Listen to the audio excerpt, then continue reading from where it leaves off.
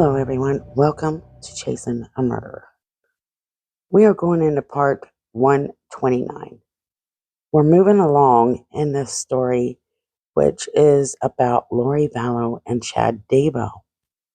July 2019, Charles Vallow was shot, and Lori Vallow is refusing to cooperate with anyone. His sons, his sister, brothers, it doesn't matter. Lori seems to have no remorse for what happened to Charles Vallow. And if you remember, Melanie Boudreaux, Brandon Boudreaux, Brandon is going through the same exact thing that Charles went through. He knows this. He recognized this. And his grandfather's just passed away. His wife is leaving him. All kinds of chaos. And now Charles, this must be very devastating for Brandon. The one time that he needed his wife the most, and that's when his grandfather's passed away. She's leaving him. He's finding out that Melanie Boudreaux is part of something that's happening with Charles Vallow that just doesn't make sense. The strange thing about this is Melanie Boudreaux is coldly cutting off her husband, Brandon. On top of everything else that Brandon's been through, his divorce procedures begin. A devastating time for Brandon. But there's something that Lori did not account for. She didn't account that Charles Vallow's attorney had a secret.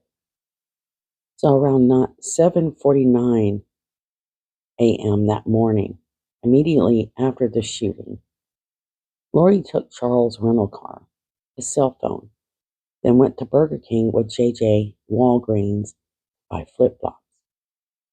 She returned home approximately 59 minutes later. At that time, police had arrived. They were talking to her brother, Alex Cox. We learned that Alex Cox didn't really call 911 until minutes and minutes later, approximately 43 minutes later. So according to Charles Vallow's attorney, Stephen Ellsworth, he claimed his client told him, "I am afraid I'm going to be killed, and I know who's going to do it.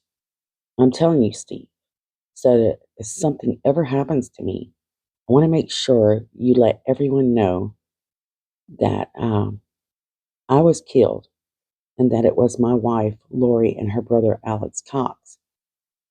Right now, we have Charles Vallow's trial coming up, and it's going to be interesting to know if they use Steve as a witness. What's interesting, though, did the cops speak to Steve after he was shot? Now, something interesting, Lori will try to make Charles Vallow appear that he was angry, he was banging on the door, and that he was uninvited, basically. But we learned by some of her testimony how she was anticipating him arriving. She was watching the clock, watching the watch. She wasn't only counting down the minutes, she was counting down the seconds that Charles would arrive. He came over in the morning and he's like banging on the door. I'm like, "Oh, great, here we go," And I was just gonna be nice. I was gonna be nice as possible. And I had JJ stuff already for school. And so, do you remember about what time he got there? He said he'd be there 7:30, but it was more like 7:40ish or 7:35. I don't know. Okay. But I remember thinking, looking at the clock, and he wasn't there at 7:30, and he's usually Mr. Functional. Yes. So I was like, okay. She'll also ask him, "Why are you here?" She knows good and well why Charles was there that day. Let me share a quick reminder of what Melanie Boudreaux said after Charles had passed away and how Brandon had pulled her aside in the garage to tell her. "JJ, will you just go over there just in case something happens?" And as we see, something did happen. And I know they're trying to change that whole investigation now to make it look like Lori had something planned or Alex did, but there's no doubt in my mind about that shooting. Brandon went and ran with that story to his advantage. He pulled me into the garage. He and my Uncle Adam said, Charles has been murdered by Alex. And just finding this out, I'm like, it doesn't feel right, but I'm like, there's got to be something more to this. So for any of you that had doubts of whether Adam was in on this or not, even Melanie admits that Adam's saying that Lori murdered Charles. So obviously he was trying his best to wake people up, and it just wasn't working. The sad part, I think a lot of people were asking me about, I'm going to put that in here. Did the police confiscate Charles' phone? It was 24 hours before they finally got that phone from Lori. And police discovered also that there is a bullet hole on the ground beside Charles, which means that Charles had to have been shot while laying down. This makes me wonder that after the first shot, Charles must have been struggling for his life, and he is that type of person to fight. What Adam and Zach would testify seeing after Charles passes away is kind of interesting. So later in the day, after Charles was shot, Adam visits his parents. They play a game of basketball with Lori's older son, Colby Ryan. Then they go to dinner. According to Adam's son, Zach, he says he notices that Charles had not texted or called either of them. According to Zach, he says that Charles is always on his phone and he's always in contact. And it was 24 hours and they still hadn't heard about the shooting of Charles. It's around that time that Zach says he believes everyone in the family seemed to know what was being said between Adam, Zach, and Charles.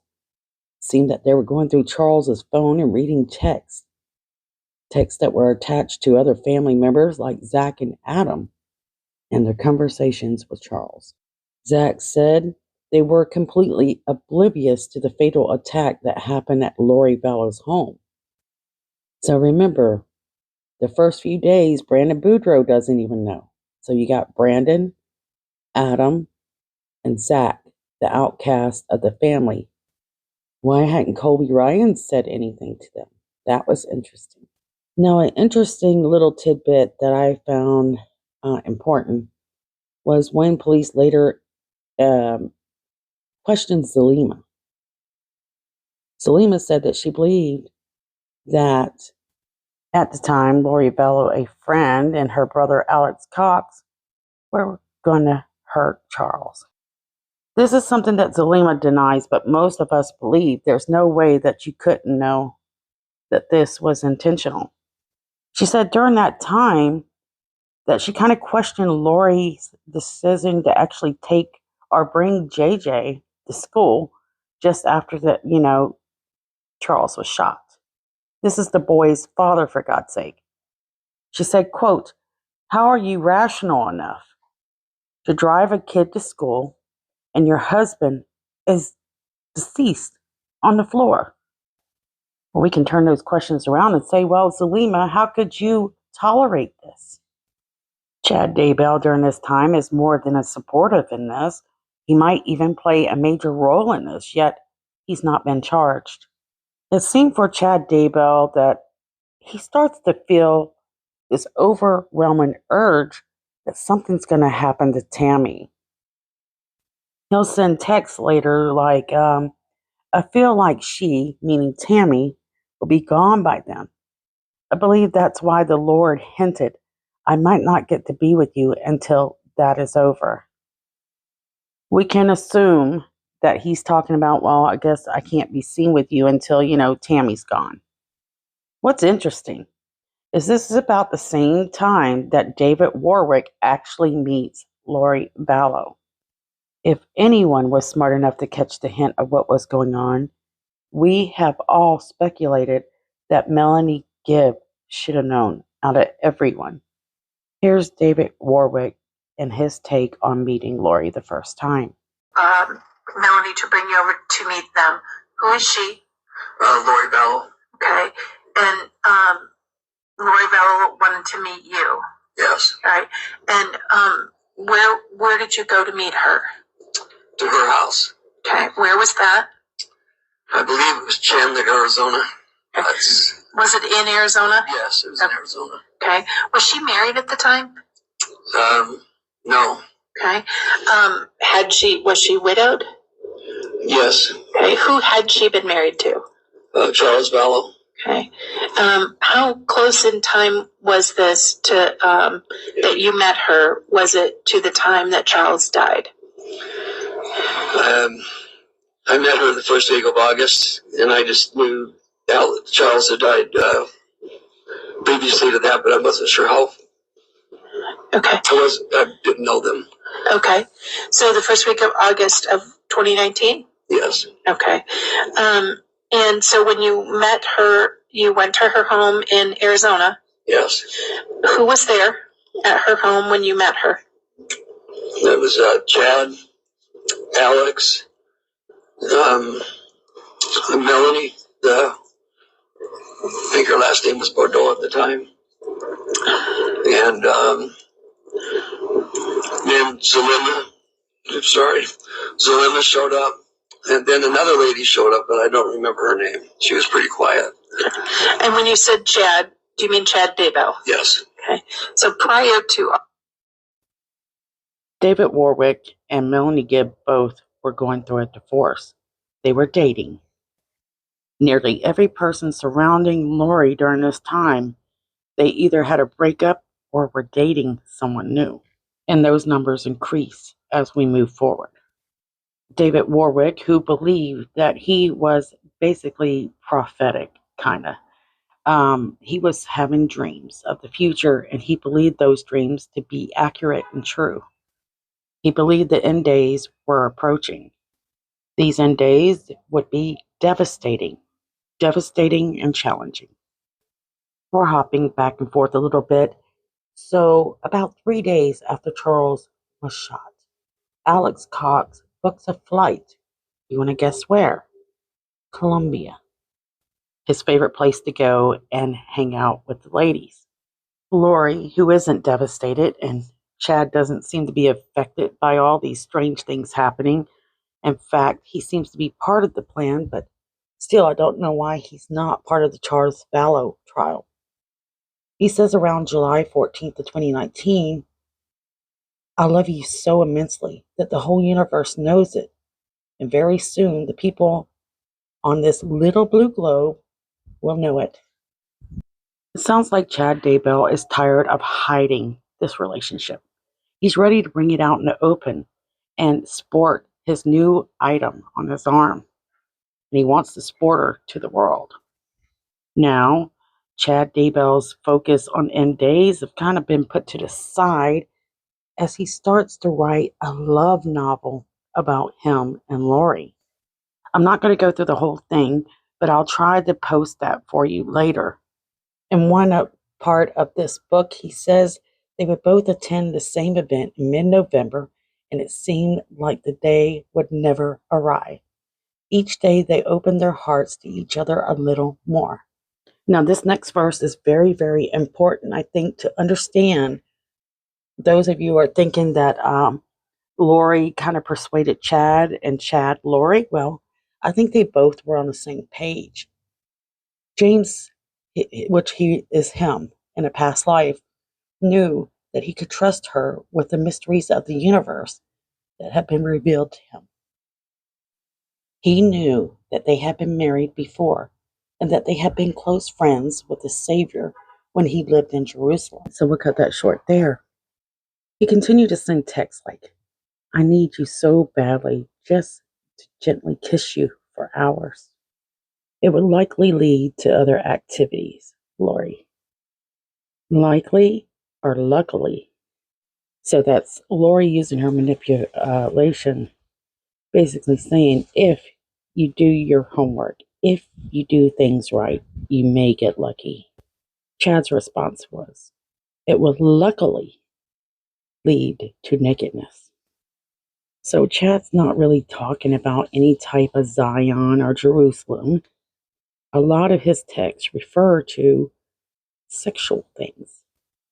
It appears that Chad Daybell was lusting over Lori Vallow.